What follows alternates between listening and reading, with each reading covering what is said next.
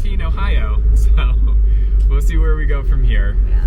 Our names are Mike and Heather. We're traveling the US in our van Appa on a mission to visit all 50 states. Subscribe and join us as we try to figure out this whole van life thing. Thanks for watching. So we just pulled off at a gas station because when we were trying to merge onto a highway to go to the tobogganing place, we were unable to go over 50. So right now we're just kind of at a gas station trying to figure out what to do. Might end up having to cut this day short because we need to drive home. Don't really know. Can't remember, one of them you have to have on with the engine warmed up, leave the car idling and park on a level surface. Neither of us are car people. Okay.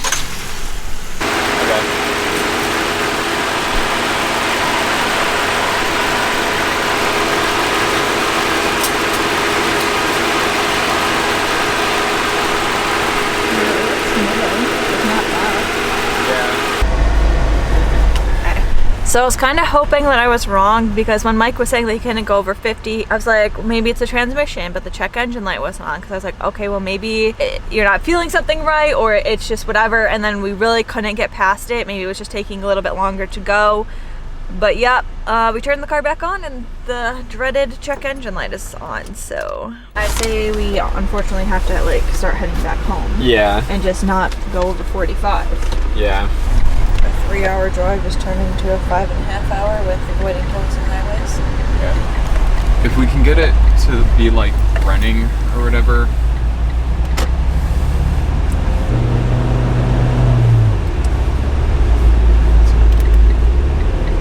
Pull over here so this car can go around. What? It's gonna be like this, you know. I can maybe get up to like whatever. So, our van has completely died now. I think it's probably a good thing that we ended up staying somewhat close to home. We ended up choosing like the Cleveland area because it wouldn't involve like a really long drive back at the end of the weekend. We had some stuff that we were thinking in southern Cleveland, but that would have been a 6 or 7 hour drive. I think what happened was Heather did see transmission fluid under the car, and the leak there caused it to have trouble shifting gears, and then I think that got to the point where it just couldn't work anymore. So I'm hoping that it didn't do any serious damage. So now we're on the side of the road. We called a tow truck who's going to take us to the closest Ford dealership, which is 4 miles away. But because it's COVID, they can't take passengers, so we're going to be left on the side of the road. I'm laughing because I'll cry. And then have to get Ubered to the Ford dealership. But it's a Sunday, and tomorrow's a national holiday, meaning it's President's Day. So it's not even going to be able to get looked at. So now we have to figure out how we're going to get home. Hey, what are you up to? Well, I was going to see if you might be interested in a trip to the Cleveland area.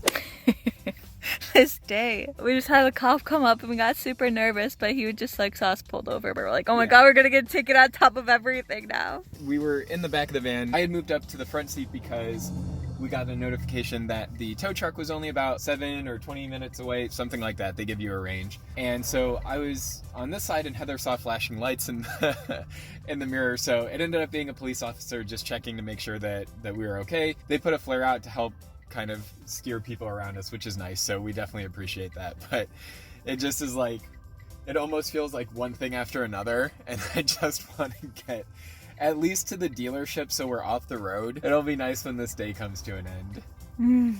So we've been waiting for an hour and 15 minutes for the tow truck. So now we've resorted to watching Love is Blind on Netflix for our entertainment.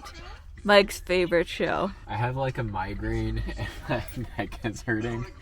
It just from being here. I mean, things are moving. I think the tow truck is hopefully getting closer and closer. But it's just like mind-numbing at this point in time. We're trying to stay positive and hope that this isn't a big issue with our van.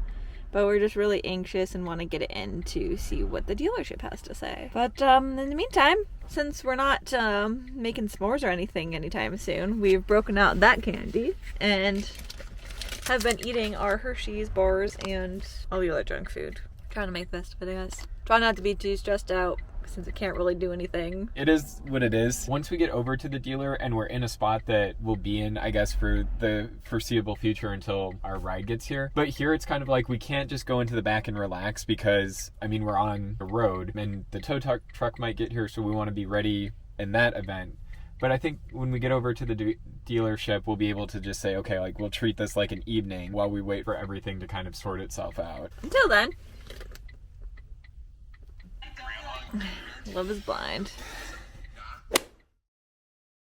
So I called my dad, because he's really good with cars, and he said to turn off the overdrive, and it seems to be working. It's still not letting us get up to like any real speed, like we're cruising at a cool 35, but it's allowing us to drive ourselves over to the, I don't want to jinx it because we're literally like 4 minutes away.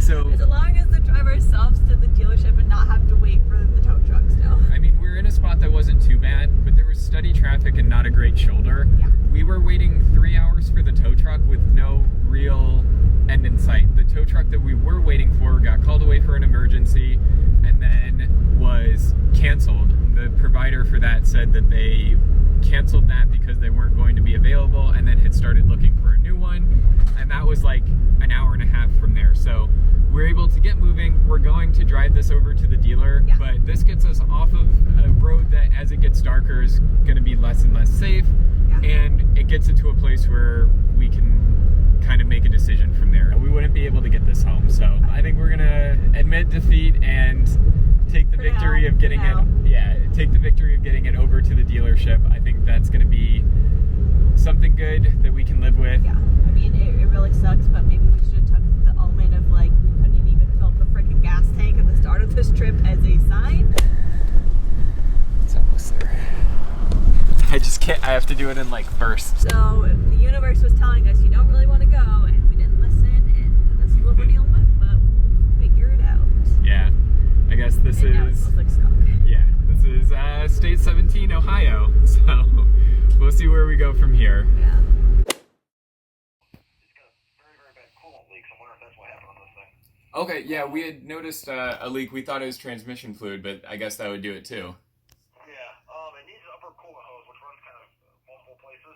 Okay. I'll get that done, and I'll either have it wrapped up today or early tomorrow, one of the two. Perfect. That sounds good. And then we'll try and get down there as soon as possible to pick it up and bring it home. All right. Thank you very much. What does that mean? So it was a coolant leak, which is a hose. So that's $350 instead of the transmission. Well, they haven't gotten as to of right now. They haven't gotten to the transmission yet because it hasn't even run for them to be able to drive. So hopefully that's all it is. Yeah, so we'll see. But I mean, like that's better news than we were expecting. When we were like getting the car, I was like thinking it was going to be 10 times that, honestly. So I mean, it still could. But oh man. Okay, well, we'll see what we hear.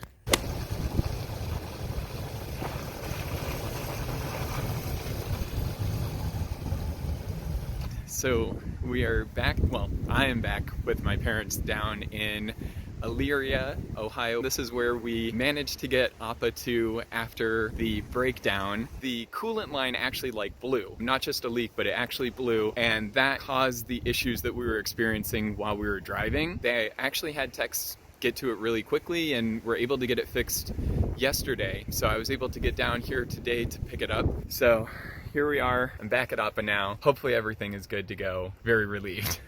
It's good to be back in here.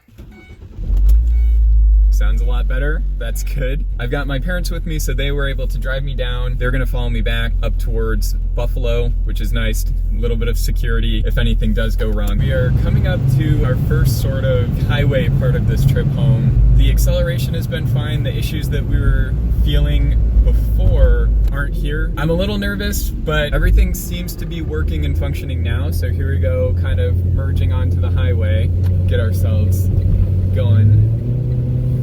Appa's never been the fastest at accelerating, but it feels okay. The transmission is shifting without any issues. We're getting up to 65 now, and we were not able to get past 60 and then 50 and then 35. There were all of these decreasing limits to the vehicle that we couldn't get past. We're driving at highway speed. It feels fine. The shuttering's gone, so whew, I think crisis averted. I won't say avoided, but definitely was very stressful. If you watched our Q&A, you'll know one of my biggest fears with doing this van life adventure has been the potential for car trouble. I think one of the things that I am actually always anxious about being on the road is just having some form of car trouble and trying to figure that out as we go. All's well that ends well. It feels good to be driving home and to know that this isn't something that could derail a lot of the plans that we have moving forward. Yeah, definitely just relieved. So far so good. New York.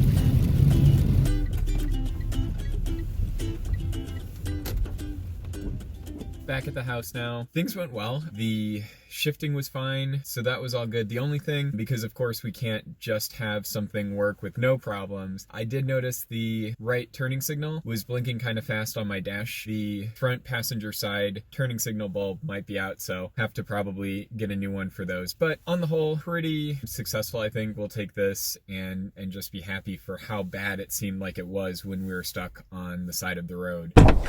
Glad to see you made it back in one piece.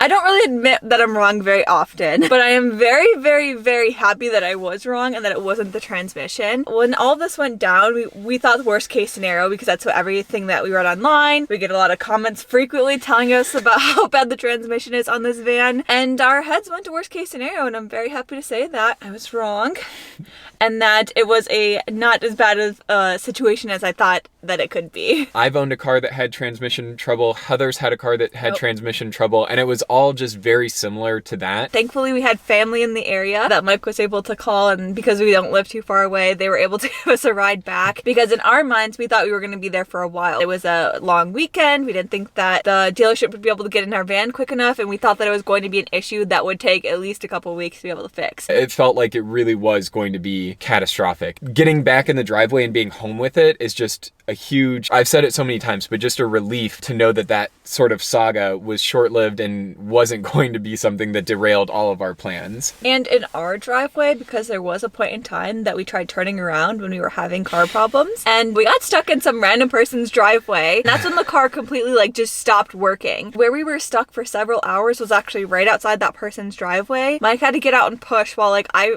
floored it as hard as I could backwards because it was on a hill. It was a whole saga. Bottom of the line was we were able to get it out after many struggles before some random person was like, why the heck are you in my driveway? And now we're in our driveway. So I'm not going to say that it worked out perfectly because there was a breakdown in there, but for a breakdown, this was best case scenario. I think that we actually have a spare light bulb in here. So we're going to go change the, what'd you say, right blinker? Yeah, I think front passenger side. So it should be a pretty quick fix, but I think the thing that we're most excited about with the conclusion of this is we're still going to be able to kind of continue on with the plans that we're setting out for visiting other states this year. We are still on course, Appa willing, to visit as many states as possible in the van this year. Yeah. And this just means that we'll have to go back to Ohio. Knock on wood. We'll be back in Ohio and have a fantastic time with no issues. Third time's a charm. And on that note, I did find some bulbs, so we're gonna get to that.